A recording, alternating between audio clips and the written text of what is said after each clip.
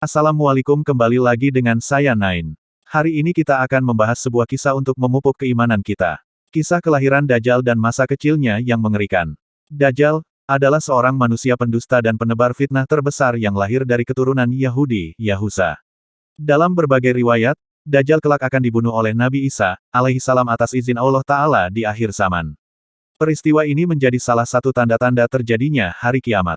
Dajjal bukan jin ataupun makhluk lain, tetapi ia manusia yang ditangguhkan ajalnya seperti halnya Nabi Isa, alaihissalam.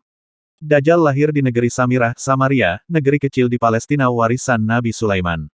Negeri Samirah ini berasal nama seorang dari Bani Israel, Musa Samiri, pembuat berhala sapi emas. Ia pengikut Nabi Musa, alaihissalam yang kemudian sesat dan merupakan tokoh kafir yang disebut dalam Al-Quran. Dajjal lahir dari seorang ayah dan ibu keturunan Yahusa, Yahudi, yang 31 tahun tidak dikaruniai anak. Ketika lahir, Dajjal menjadi anak yang paling menyengsarakan kedua orang tuanya, sebagaimana digambarkan oleh Rasulullah SAW, ayah dan ibu Dajjal itu melewati pernikahannya selama 30 tahun tanpa melahirkan satu anak pun. Kemudian lahirlah dari mereka seorang anak laki-laki yang buta sebelah matanya. Ia menjadi orang yang paling berbahaya dan paling sedikit manfaatnya, bagi kedua orang tuanya dan bagi umat manusia. Kedua matanya tertidur tetapi hatinya tetap terjaga. Keluarga Dajjal, ayah dan ibunya adalah penyembah berhala. Mereka menyembah berhala berbentuk sapi betina. Menurut Dr. Isa Daud dalam bukunya, Kemunculan Dajjal di Segitiga Bermuda, Dajjal lahir 100 tahun sebelum kelahiran Nabi Musa, alaihissalam.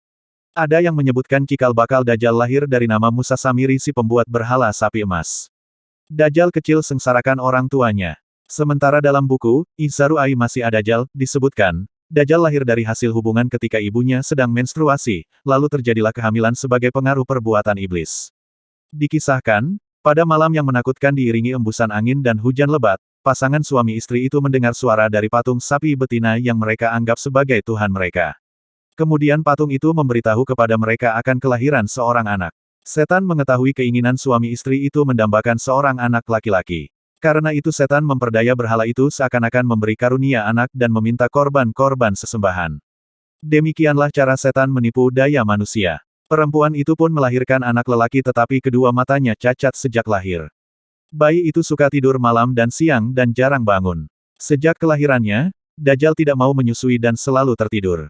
Hingga mengakibatkan payudara ibunya mengalami pembengkakan hebat dan menimbulkan panas yang luar biasa. 2 bulan kemudian ibunya meninggal. Ayah Dajjal berpostur tinggi, gemuk, dan memiliki hidung seperti paruh burung sedangkan ibunya berbadan gemuk, kedua tangannya panjang dan memiliki payudara yang besar.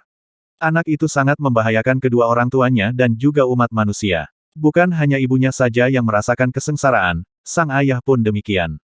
Adapun kesialan yang dibawa Dajjal bagi ayahnya ialah setelah kira-kira 4 tahun, Dajjal hanya diam dan tidur saja sejak kelahirannya. Pada suatu malam anak itu bergerak merangkak seperti balita. Ia berjalan ke arah patung-patung berhala kemudian tidur di sisi patung itu. Sang ayah pun bangun keesokan harinya dan mendapati anaknya tertidur di pangkuan patung Tuhan mereka. Ayahnya memanggil tetangganya dan berita itu menyebar luas, penduduk sekitar berbondong-bondong datang untuk menyaksikan hal tersebut. Kemudian hakim kota mendengar dan ingin memiliki anak itu yang dianggap dapat membawa keberkahan.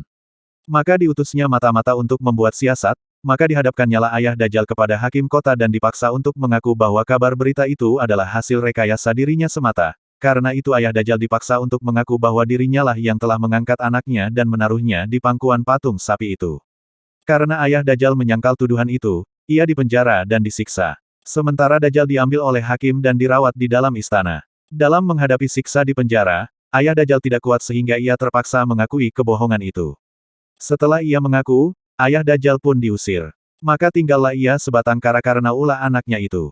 Dalam keterasingannya itu ayah Dajjal meninggal dalam penderitaannya. Setelah berada di dalam istana selama kira-kira 1 tahun 1 bulan, negeri Samiri dilanda bencana dahsyat. Allah Ta'ala memusnahkan negeri itu karena perbuatan penduduknya menyembah berhala dan maksiat yang melampaui batas. Kemudian Allah memerintahkan Jibril menyelamatkan anak itu dan membawanya ke sebuah pulau terpencil yang terletak di tengah-tengah lautan luas yang disebut Laut Yaman. Pulau yang didiami Dajjal ini dikenal dengan nama Jazirah, As-Suban Ar-Rahib wa Ad-Dabah Al-Halba, yakni sebuah pulau yang terdapat ular mengerikan dan hewan berbulu tebal. Hewan melata yang berbulu lebat inilah yang menjaganya selama Dajjal mendiami pulau itu. Hewan ini disebut sebagai Al-Jasasah yang bisa berbicara layaknya manusia. Pulau itu berukuran kecil, bagaikan tumpukan bebatuan. Pulau itu terpisah dari gugusan pulau-pulau yang banyak jumlahnya. Dajjal sepanjang hari sepanjang tahun selalu tidur layaknya penghuni gua. Untuk diketahui kisah Dajjal ini tidak ditemui dalam riwayat yang sahih. Adapun kebenarannya kita masih membutuhkan referensi yang sahih selain yang diceritakan oleh buku-buku dan literatur di atas. Jika memang kisah tersebut benar adanya, maka kita memohon kepada Allah Ta'ala agar diberi rahmat dan taufik sehingga bisa selamat dari fitnah Dajjal di akhir zaman nanti.